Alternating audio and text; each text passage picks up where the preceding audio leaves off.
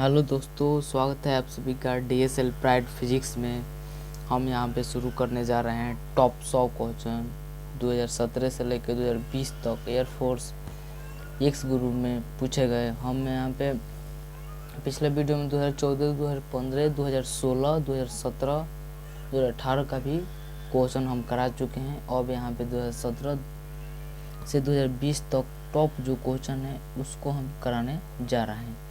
इसके जो PDF लेने के लिए हमारे DSL प्राइड फिजिक्स में ज्वाइन हो जाइए, डिस्क्रिप्शन में आपको लिंक मिल जाएगा। चलिए, प्रथम क्वेश्चन कहता है निम्नलिखित तथ्यों पर विचार करें। कथन 1 है G की बीमा A-1 L3 T-2 होती है। कथन 2 G का मान वस्तु के द्रव्यमान M पर निर्भर करता है। तो देखिए, ए नंबर ऑप्शन कहता है कथन 1 सही है। बी नंबर ऑप्शन कहता है सही है। सी नंबर कहता है दोनों सही है। यहाँ पे डी नंबर कहता है इनमें से कोई नहीं।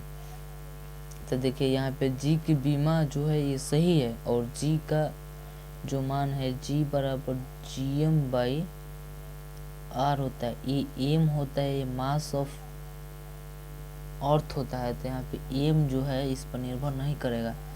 तो ऑप्शन नंबर यहाँ पे हो जाएगा ए। अब चलिए आगे बढ़ते हैं। यहाँ पे इसका बीमा भी हम निकाल दिए हैं। यहाँ पे देख लीजिएगा, F बराबर होता है GM1M2/R²। यहाँ पे हम G निकालेंगे तो FR²/M1M2 हो जाएगा। F का मान MLT-2, R का L2 हो जाएगा। यहाँ पे M1M2 का M तो M-1 L3 T-2 हो जाएगा। तो जी का वस्तु के द्रव्यमान पर निर्भर नहीं करेगा। हम आशा करते हैं आपको समझ में आ गया होगा। चलिए अब दूसरा क्वेश्चन लेते हैं।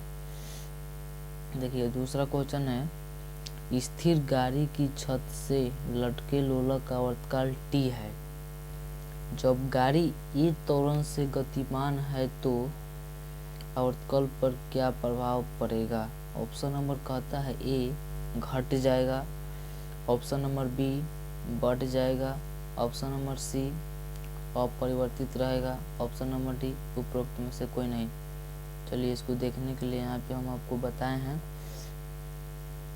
कि जब गाड़ी ए त्वरण से चलने पर प्रभावी जो मान होता है जी का, जी इफेक्टिव G+A हो जाएगा। अर्थात जी के मान में वृद्धि हो रही है। अर्थात जी के मान में जब वृद्धि होगा तो टी का मान यहाँ पे घट जाएगा। क्यों? यहाँ पे टी इनवर्सली 1/√G है। तो यहाँ पे जी जब बढ़ेगा तो टी का मान क्या हो जाएगा? घट जाएगा। अगर यहाँ पे फ्रीक्वेंसी पूछता तो बढ़ जाता। तो यहाँ पे ऑप्शन नंबर क्या होगा? ऑप्शन नंबर यहाँ पे हो जाएगा ए। ऑप्शन नंबर यहाँ पे क्या हो जाएगा? ए। अब चलिए दूसरा क्वेश्चन लेते हैं हम 3 number question.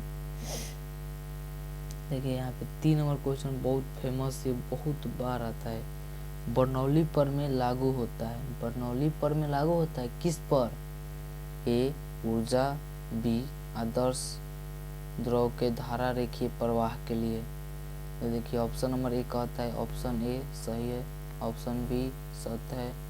Option C A and B दोनों असत्य है। Option D A and B दोनों सत्य है। तो देखिए, ऑप्शन नंबर यहाँ पे डी होगा। जो बर्नौली प्रमेय होता है ऊर्जा संरक्षण के सिद्धांत पर आधारित होता है और आदर्श द्रव के धारा रेखीय प्रवाह पर भी आधारित होता है। तो ऑप्शन नंबर डी। अब चलिए next question, 4th number question. 4th number question का ट्रिक हम आपको बताते हैं। कह रहा है 4th नंबर क्वेश्चन कि r दूरी पर स्थित दो बिंदु आवेश +q तथा -q है तथा उनके मध्य F बल कार्यरत है।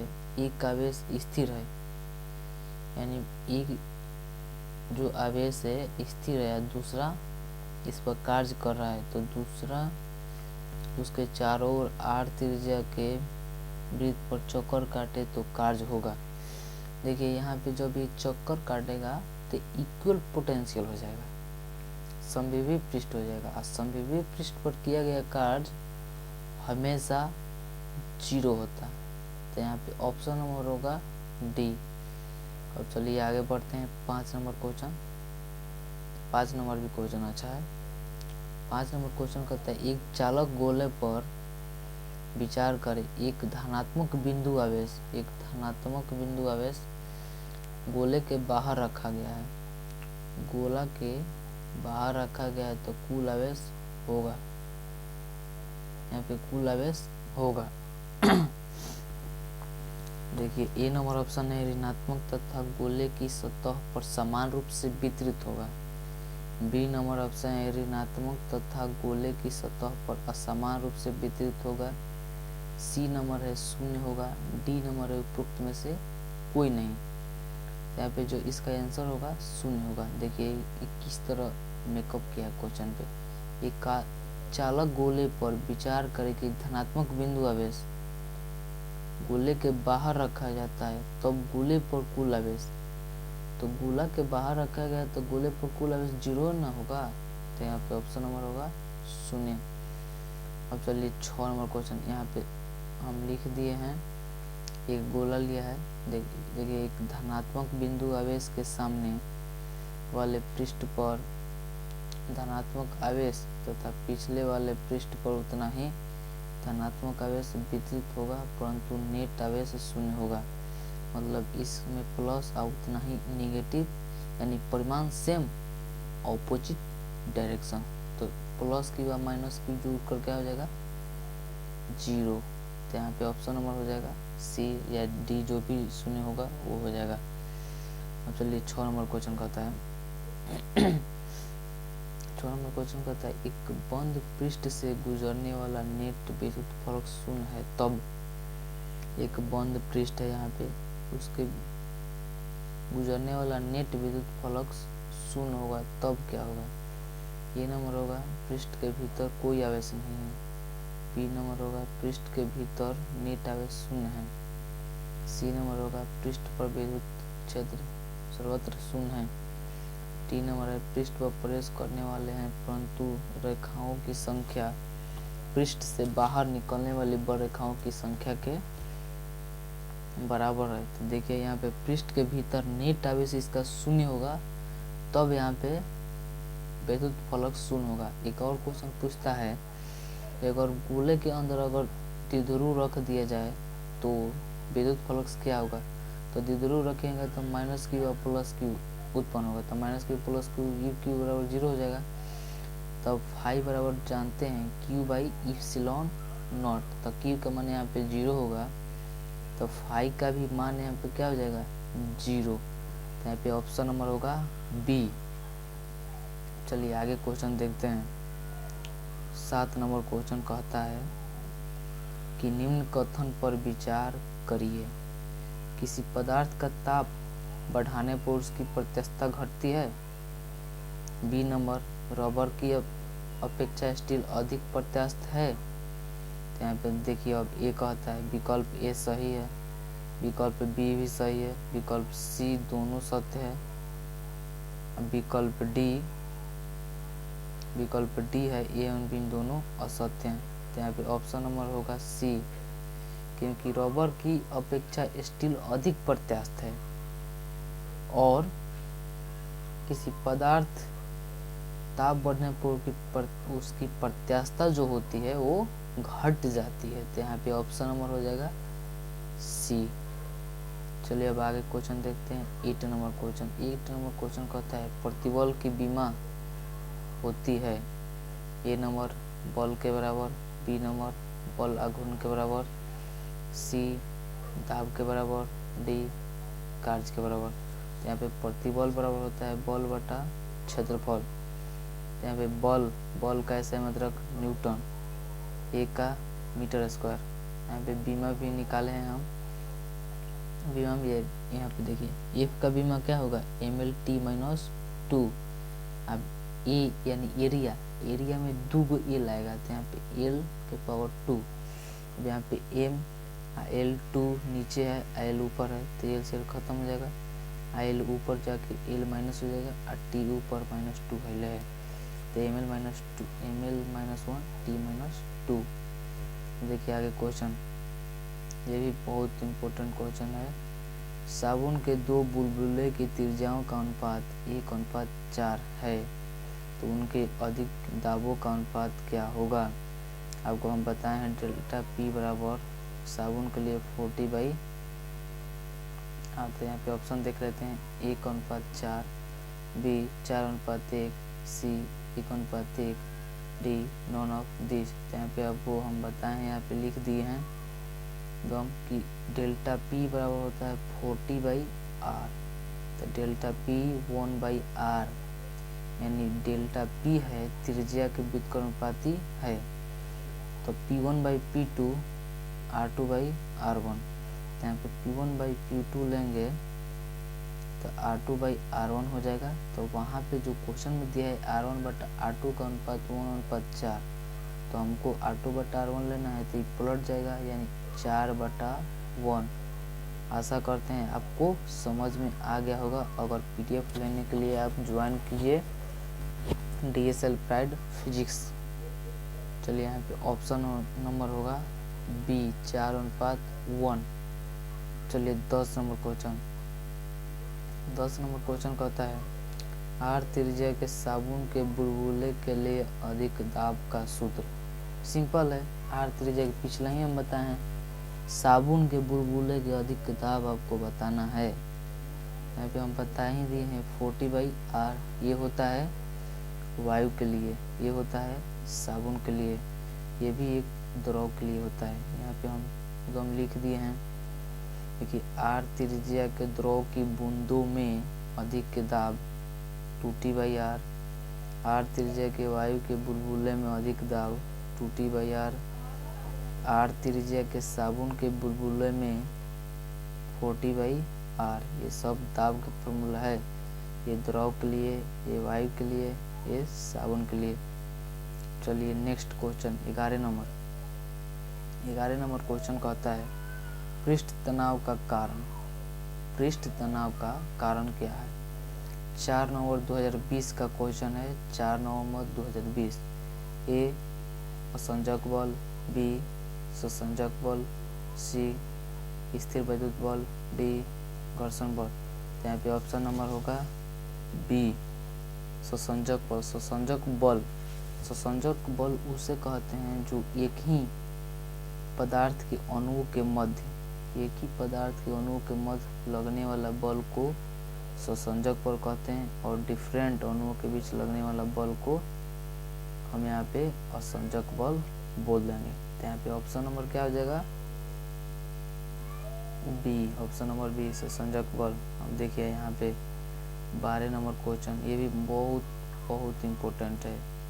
4 नवंबर यहाँ पे 2020 में आया है, 4 नवंबर का आया था शायद, और यहाँ पे 17 में भी पूछा है, 18 में भी पूछा है, नेवी में भी आया है। ये देखिए ए नंबर ऑप्शन है ml2T-1, बी नंबर ऑप्शन है ml-1T-1, सी नंबर ऑप्शन है ml-1T⁻², डी नंबर है ml-2।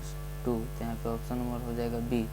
और देखिए इसको बनाने का नियम, बनाने का नियम यही कहता है कि F बराबर माइनस ईटा A dV/dx। यहाँ पे dV/dx है वेग प्रवणता, यानी वेग प्रवणता भी सदिश राशि है। ये भी पूछा है कि वेग प्रवणता कौन राशि है, तो आपको बताना है सदिश राशि है यानी वेक्टर क्वांटिटीज है।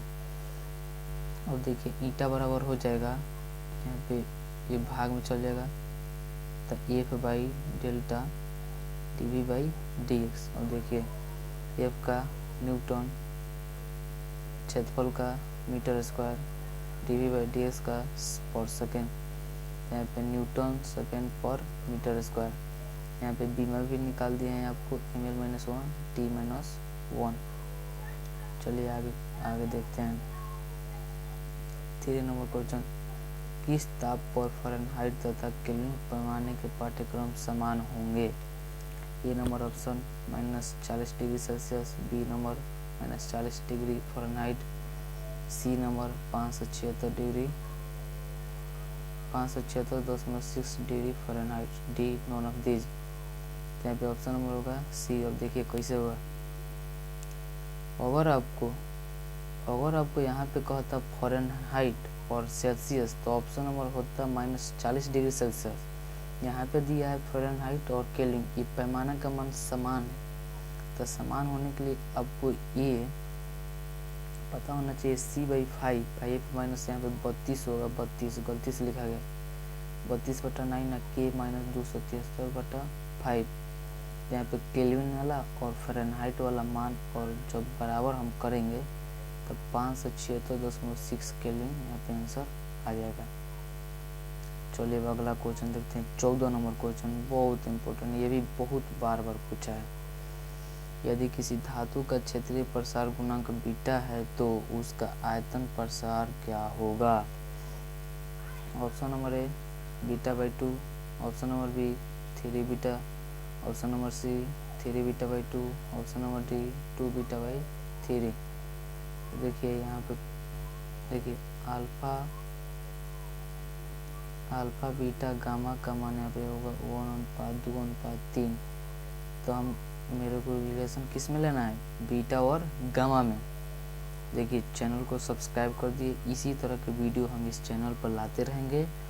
और पीडीएफ के लिए DSL प्राइड फिजिक्स पर टेलीग्राम पर सर्च मारिए और उसको ज्वाइन कर लीजिए। बीटा बटा गामा हम लेंगे तो 2/3 होगा। यहाँ पे जब गामा का मान लेंगे तो 3 β/2। यहाँ पे ऑप्शन नंबर क्या होगा सी 3 β/2। अब देखिए 15 नंबर क्वेश्चन करता है निम्नलिखित में से किस पदार्थ की ऊष्मा चालकता के गुणांक अधिक होता है। ए नंबर सोना, बी नंबर तांबा, सी लोहा, डी नॉनअवधि।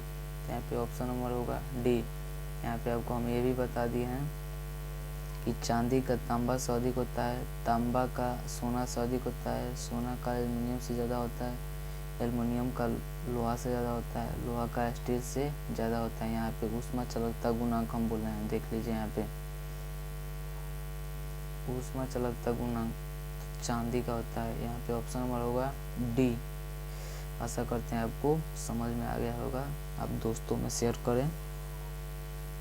चलिए अब 16 नंबर क्वेश्चन कहता है यदि बीकर में भरे जल को ऊपर से गर्म किया जाए। यदि बीकर है, यहाँ देख लीजिए समझ लीजिए, यदि बीकर में भरे जल को, जल यहाँ पे है, ऊपर से गर्म किया जाए तो कौन सा संचरण होगा।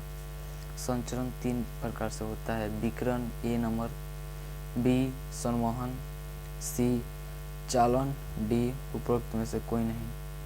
तो यहाँ पे ऑप्शन नंबर होगा चालन, यानी ऊपर से हम करेंगे तो यहाँ पे चालन विधि से होगा, चालन विधि से। देखिए 17 नंबर क्वेश्चन विशिष्ट ऊष्मा की बीमा। विशिष्ट ऊष्मा की बीमा एयरफोर्स 2018 और 19 और 20 में भी आया है। ए mL2T-2 θ-1, बी L2T-2 θ-1, सी L2T-2 θ, डी L2T-2। यहाँ पे आपको हम बता दें ऑप्शन नंबर बी होगा। कैसे होगा ये भी बताते हैं आपको। देखिए Q बराबर होता है MS del theta. Del theta यहाँ पे तपांतर है, तपांतर याद कर लीजिए, रट्टा मार लीजिए, यहाँ पे तपांतर है। देखिए यहाँ पे S निकालेंगे तो Q/m डेल्टा थीटा, यहाँ पे थीटा ताप है, Q ऊर्जा है, यहाँ पे M तपांतर, तो यहाँ पे ऊर्जा का होगा mL2T-2, द्रव्यमान का होगा m, तपांतर का थीटा, तो m से m खत्म, तो यहाँ पे ऑप्शन होगा L2T-2 θ-1। तो यहाँ पे ऑप्शन नंबर क्या हो जाएगा L2T-1 θ-2, तो यहाँ पे ऑप्शन नंबर बी। और दूसरा क्वेश्चन देखिए अगला, यानी एक परमाणु गैस के लिए आदर्श गैस के 1 मोल की गतिज ऊर्जा होगी। A number 3kT/2, B number 3RT/2, C 5RT/2, D 5kT/2। यहाँ पे एक परमाणु गैस के लिए आदर्श गैस की 1 मोल की गतिज ऊर्जा बी नंबर ऑप्शन होगा 3RT/2 होता है। देखिए कैसे आपको अगला इसी में बताते हैं आपको कैसे होता है। देखिए 19 नंबर क्वेश्चन होता है, एक गैस के लिए यदि गामा का मान 1.4 हो तो गैस की परमाणुकता क्या होगी। सीपी और सीवी का मान एयरफोर्स 2019 फरवरी का पूछा है। एक परमाणु 5/2R 3/2R, B 7/2R 5/2R। यहाँ पे सी नंबर है द्विपरमाणिक 7/2R 5/2R, D 3परमाणिक 7/2R 5/2R। यहाँ पे ऑप्शन नंबर होगा सी। द्विपरमाणिक के लिए ही सीपी का मान 7/2R और सीवी का मान 5/2R होगा। अब चलिए आगे क्वेश्चन, यहाँ पे हम लिख भी दिए हैं। देखिए आपको बोले ना उसमें बताने के लिए, तो यहाँ पे लिख दिए हैं एक परमाणु के लिए गामा का मान 1.67 5/2R, सीपी का मान सीवी का मान 3/2R, द्विपरमाणु के लिए 1/4 7/2R, सीपी का मान सीवी का मान 5/2R, त्रिपरमाणु के लिए गामा का मान 1.28 9.2R, सीपी और 7/2R, सीवी का मान। अब देखिए यहाँ पे 20 नंबर क्वेश्चन, 20 नंबर क्वेश्चन कहता है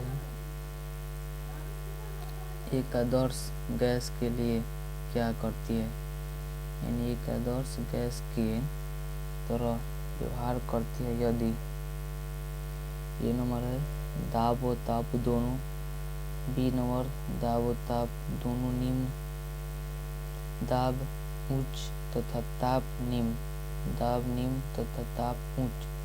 यहाँ पे ऑप्शन नंबर होगा डी। कैसे, एक वास्तविक गैस जो होता है आदर्श गैस की तरह व्यवहार करता है यदि दाब निम्न हो और ताप उच्च रहेगा तब।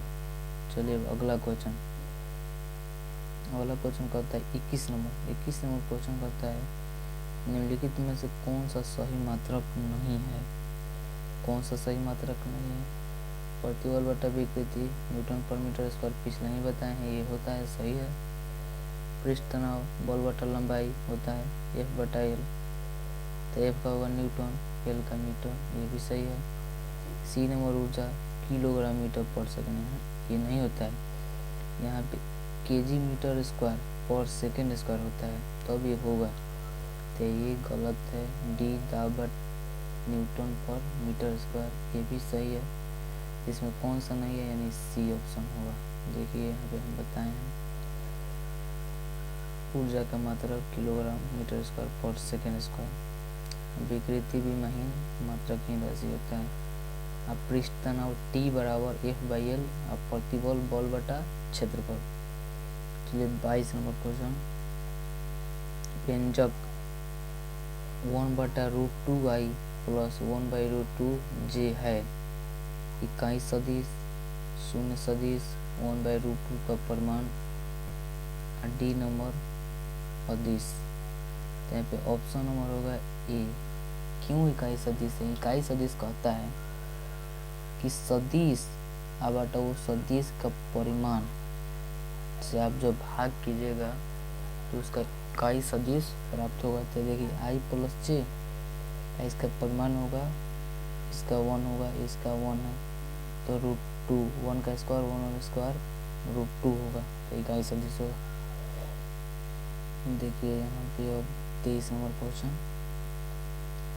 23 नंबर क्वेश्चन को बहुत लॉजिक है। यहाँ पे देखिए एक कार ए से बी तक, यहाँ से ए से बी तक 40 किलोमीटर पर सेकंड की चाल से जाती है तथा फिर वापस 60 किलोमीटर पर चाल से आ जाती है, तो इस दौरान में औसत चाल।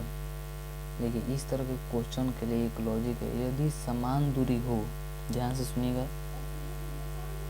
यदि समान दूरी हो तो इसके लिए फॉर्मूला आपको ये दिया गया है। 2xy बटा x प्लस वाई आपको निकाल कर बताए हैं 2 यानी 40 किलोमीटर और y यानी 60 और बटा उसका जोड़ करके आपको 48 किलोमीटर पर घंटा होगा। यदि आपको समय बराबर हो तो x प्लस वाई बाई 2 हो जाएगा।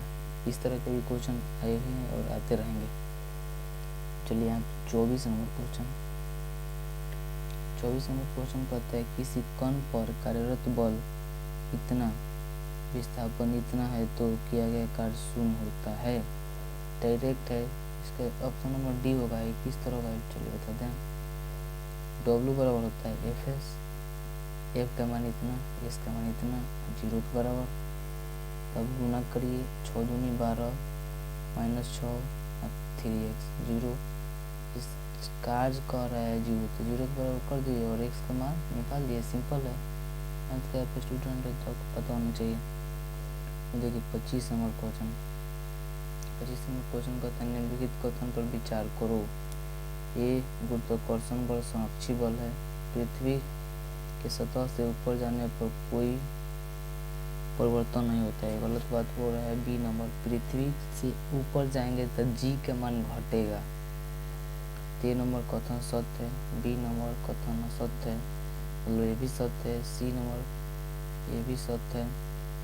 डी दोनों असत्य है। तो यहाँ पे ऑप्शन नंबर होगा ए का है कि ये सत्य है। गुरुत्वाकर्षण बल एक संरक्षी बल है। अब पृथ्वी की सतह से ऊपर जाने पर भी कोई परिवर्तन नहीं होता, ये गलत बता रहा है। तो ऑप्शन नंबर ए है। इसी तरह 25 गो क्वेश्चन हम किए हैं। 25 कल यानी रोज 25 को करेंगे। टॉप यहाँ पे 100 होगा। ये 2017 से लेकर 2020 तक ये क्वेश्चन है। मेरे जो PDF लेना है तो TSL अप्लाइड फिजिक्स में आप ज्वाइन हो जाइए। चलिए अब क्लास रखते हैं। लाइक कमेंट शेयर करना ना भूलें।